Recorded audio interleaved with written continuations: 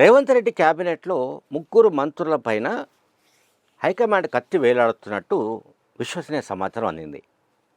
ముగ్గురు మంత్రులపైన ఉమ్మడి ఖమ్మం జిల్లాకు సంబంధించిన ఇద్దరు, ఉమ్మడి నల్గొండ జిల్లాకు సంబంధించిన ఒకరు. ఈ ముగ్గురు మంత్రులపైన కాంగ్రెస్ పార్టీ హైకమాండ్ కత్తి వేలాడుతున్నట్టుగా విశ్వసనీయ సమాచారం అందుతోంది. దీనికి చాలా రీజన్స్ ఉన్నాయి, కారణాలు ఉన్నాయి. ఒకటేమో ఈ ఉమ్మడి ఖమ్మం జిల్లాకు సంబంధించిన ఇద్దరు మంత్రుల వ్యవహారంలో ఒకరేమో కమిషన్లకు సంబంధించిన ఆరోపణలు చాలా పెద్ద ఎత్తున ఎదుర్కొంటున్నాడు. కమిషన్ల వ్యవహారంలో అతను అపఖ్యాతి పాలయ్యాడు. మరొక మంత్రి ఏమో నేను సీఎం కంటే తక్కువనా, నేను సీఎం కాదగిన వాడిని, నా దగ్గర అర్ధబలం ఉంది, నా దగ్గర దండిగా డబ్బు ఉంది, నా దగ్గర అన్ని రకాల అంటే సరుకు సరంజామా లేకపోతే మొత్తం అంటే నా దగ్గర బలగాలు ఉన్నాయి, నేను తలుచుకుంటే ఒక 20-30 మంది ఎమ్మెల్యేలను నా వైపుకు తిప్పుకోవడం పెద్ద కష్టం కాదు అని ఇంకొక మంత్రి అనుకుంటున్నట్టుగా హైకమాండ్కు మెసేజ్ వెళ్ళింది. ఇక మరొక మంత్రి, ఇది ఉమ్మడి నల్గొండ జిల్లాకు సంబంధించిన మంత్రి, ఆయన తన మంత్రిత్వ శాఖలు చేపట్టిన నాటి నుంచే ఆయన ఎందుకో తీవ్ర అసంతృప్తితో ఉన్నాడు. ఆయన కూడా ముఖ్యమంత్రి రేసులో ఉన్న వ్యక్తే. అయితే ముఖ్యమంత్రి ఎవరు కావాలి, ముఖ్యమంత్రి పదవి ఎవరికి ఇవ్వాలనేది పార్టీ హైకమాండ్ డిసైడ్ చేస్తుంది. ఇక్కడ ఎవరికి వాళ్ళే మేము ముఖ్యమంత్రి అయిపోతాము అనుకుంటే ముఖ్యమంత్రి అయ్యే అవకాశాలు లేవు. ముఖ్యమంత్రి పదవి ఎవరికి ఇవ్వాలి, ఎవరు సమర్థంగా రాష్ట్రాన్ని నడిపించగలరు, ఎవరు రాష్ట్రంలో బీఆర్ఎస్ లాంటి పార్టీని ఓడించి 10 ఏళ్ల పాటు ఇష్టారాజ్యంగా లేకుంటే ఒక చక్రవర్తిలాగా పరిపాలించిన కేసీఆర్ను పడగొట్టిన వ్యక్తి ఎవరు అని అప్పట్లో 2023 డిసెంబర్ తర్వాత ఎన్నికలు ఫలితాల తర్వాత హైకమాండ్ ఒక కంక్లూజన్కి వచ్చింది. రేవంత్ రెడ్డి మాత్రమే ముఖ్యమంత్రి పదవికి సూటబుల్ అని ఆయనను డిసైడ్ చేసింది. సో ముఖ్యమంత్రిగా రేవంత్ రెడ్డి ఉండడం పట్ల బీఆర్ఎస్ పార్టీకి, బీజేపీకి, మరొక పార్టీకి వ్యతిరేకతను, అసంతృప్తో లేకుంటే అయిష్టమో ఏదైనా ఉండొచ్చు. కానీ కాంగ్రెస్లో ఉండడానికి లేదు.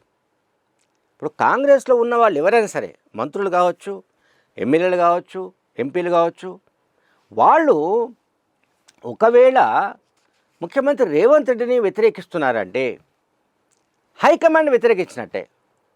ఎందుకంటే ముఖ్యమంత్రిగా నియమించింది హైకమాండ్. సో హైకమాండ్ నిర్ణయాన్ని ధిక్కరించినట్టే అవుతుంది. సో ఇప్పుడు నేను చెప్పిన ఈ ముగ్గురు మంత్రులు కూడా ఈ పనే చేస్తున్నారు చాలా కాలంగా. ఇది హైకమాండ్ దృష్టికి వెళ్ళింది.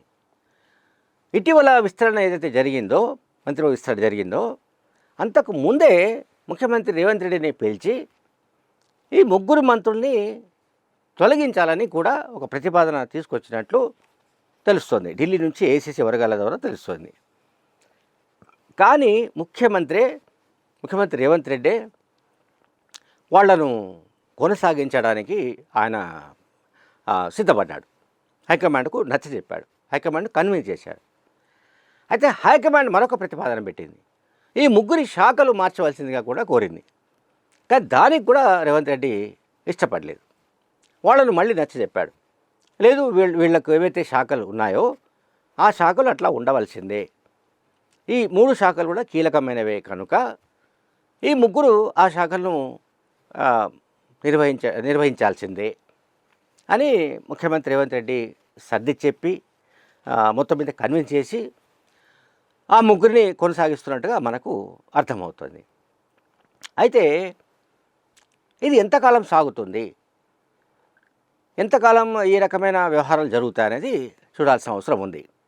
ఎందుకంటే క్యాబినెట్లో ఉన్న వాళ్ళలో ఒక మంత్రి శ్రీధర్ బాబు మినహాయిస్తే మిగతా వాళ్ళు ఎవరు కూడా రేవంత్ రెడ్డిని ముఖ్యమంత్రిగా గుర్తించడం, లేకుంటే గౌరవించడం, లేకుంటే తమ నాయకుడిగా ఒక ఏమంటాం నాయకుడిగా ఆయన అనుసరిస్తున్న దారిలో నడవడానికి ప్రయత్నించడం వంటి అటువంటి వాళ్ళు చాలా తక్కువ క్యాబినెట్లో. నేను అందుకే శ్రీధర్ బాబు, సీతక్క లాంటి వాళ్ళు మినహాయిస్తే మిగతా వాళ్ళందరూ కూడా ఏదో రకంగా లోపల వాళ్ళకు ఏవో సమస్యలు ఉన్నాయి, ఏవో ఇష్యూస్ ఉన్నాయి.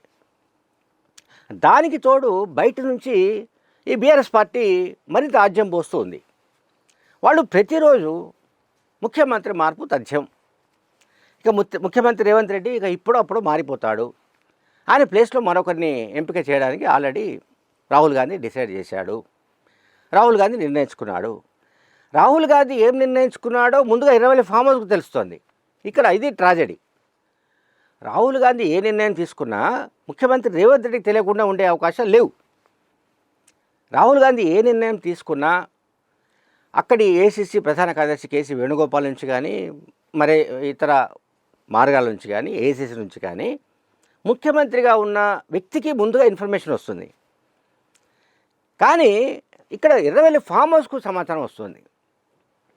20 ఫామ్ హౌస్కు సమాచారం వచ్చినట్లుగా మనం ఎందుకు అనుకోవచ్చు అంటే, ఆ పార్టీ అంటే బీఆర్ఎస్ పార్టీ పెద్ద ఎత్తున ప్రచారానికి రంగంలోకి దిగింది. ముఖ్యమంత్రి ఈ డిసెంబర్ లోపు మార్పు ఖాయం. ఏ డిసెంబర్? ఈ 2025 డిసెంబర్లోగా ముఖ్యమంత్రిని మార్చేస్తారు. ముఖ్యమంత్రిని మార్చాలా లేదా అన్నది బీఆర్ఎస్ పార్టీ పైన ఆధారపడి లేదు. బీఆర్ఎస్కు సంబంధం లేని వ్యవహారము అది. కాంగ్రెస్ పార్టీకి సంబంధించిన వ్యవహారం, కాంగ్రెస్ పార్టీ అంతర్గత వ్యవహారం. దట్టుబి ముఖ్యమంత్రిని అంటే తెలంగాణ ముఖ్యమంత్రి గురించి కాదు, అసలు ఏ రాష్ట్రంలో కాంగ్రెస్ ముఖ్యమంత్రి అయినా కూడా 2004 నుంచి కనుక మనం చూస్తే, 22 ఇయర్స్ నుంచి చూస్తే, ఎక్కడ కూడా ఎన్ని గొడవలు జరిగినా కూడా ముఖ్యమంత్రిని మార్చిన దాఖలా లేవు. సీఎంని మార్చి మళ్ళీ కొత్త సమస్యలు కొని తెచ్చుకోవాలన్న ఆలోచన సోనియా గాంధీకి కానీ, రాహుల్ గాంధీకి కానీ, ప్రియాంక గాంధీకి కానీ, మరొకరి కానీ లేదు, హైకమాండ్కు లేదు. మనం ఒకసారి డిసైడ్ చేసి సీఎంగా అనౌన్స్ చేసిన తర్వాత ఆ సీఎం 5 ఏళ్ల పాటు ఉండవలసిందే. మధ్యలో మార్పు అనేది లేదు, మార్చడానికి వీల్లేదనేది వాళ్ళు ఆల్రెడీ ఒక డిసిషన్ తీసుకొని ఉన్నారు. ఆ డిసిషన్ అమల్లో ఉంది, 20 ఇయర్స్ నుంచి అమల్లో ఉంది. కానీ బీఆర్ఎస్ పార్టీకి ఏంటంటే రేవంత్ రెడ్డి అంటే భయం, రేవంత్ రెడ్డి ఫోబియా, లేదంటే రేవంత్ రెడ్డిని మార్చకపోతే మన మనుగడ కష్టం. ఆయన 2023 ఎన్నికల్లో ఏ రకమైన ఎత్తుగడలు వేశాడో, ఏ రకమైన ఎత్తులు జిత్తులు వేసి తమను ఓడించాడో, అవే ఎత్తులు జిత్తులు కనుక మళ్ళీ వేసి మనల్ని ఓడిస్తే, ఇప్పటికే పార్టీలో చాలామంది బయటికి వెళ్ళిపోవడానికి ప్రయత్నించడము, ఓ 10 మంది ఎమ్మెల్యేలు వెళ్ళిపోవడము, ఇవన్నీ జరుగుతూ వచ్చాయి. సో ఇప్పుడు ఇక ఈ రకమైన పరిస్థితి ఉంటే అంటే రేవంత్ రెడ్డి బలమైన నాయకుడు అని బీఆర్ఎస్ పార్టీ చెప్పగానే చెప్తోంది. వాళ్ళు స్పష్టంగానే చెప్తున్నారు. ఏది? రేవంత్ రెడ్డి చాలా బలవంతుడు, శక్తివంతుడు. సో అందువల్ల రేవంత్ రెడ్డి మార్చాలి అనేది విష్ఫుల్ థింకింగ్. ఎవరిది? బీఆర్ఎస్ పార్టీది. బీఆర్ఎస్ పార్టీ కోరుకున్నంత మాత్రాన హైకమాండ్ ముఖ్యమంత్రిని మార్చదు. సో ఇక్కడ వాళ్ళు వెలుపల నుంచి ఈ రకమైన ప్రాపగండ చేస్తున్నారు. ఎవరు? BRS party.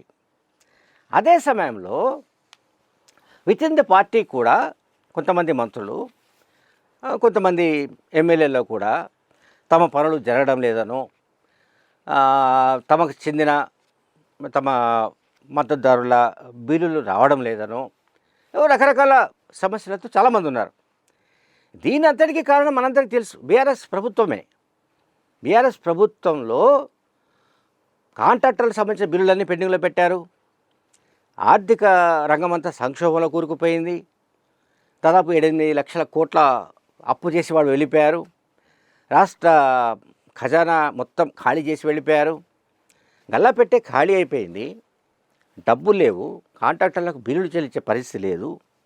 అంటే ఈ ఇష్యూస్ అన్నింటినీ అర్థం చేసుకొని ముఖ్యమంత్రిగా ఎవరినైతే హైకమాండ్ నియమించిందో ఆయనకు మద్దతు ఇవ్వాల్సింది పోయి, ఆయనకు అండదండని ఇవ్వాల్సింది పోయి, ఆయనకు వెన్నుదన్నుగా నిలబడాల్సింది పోయి, మాకు ముఖ్యమంత్రి అయ్యే అర్హత లేదా, మేము ముఖ్యమంత్రి ఎందుకు కాకూడదు అని ఎవరైనా అనుకుంటే అది ఐ థింక్ అది వాపు తప్ప బలుపు అనుకోవడానికి లేదు.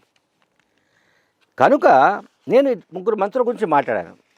ఆ ముగ్గురు మంత్రులు తమ వైఖరి మార్చుకుంటే బహుశా వచ్చే ఎన్నికల దాకా వాళ్ళు క్యాబినెట్లో కొనసాగే అవకాశం ఉంది. ఒకవేళ వాళ్ళు తమ వైఖరి మార్చుకోకపోతే బహుశా ఎన్నికల లోపే వాళ్ళనే మార్చే అవకాశాలు ఎక్కువగా కనిపిస్తున్నాయి. Thank you very much.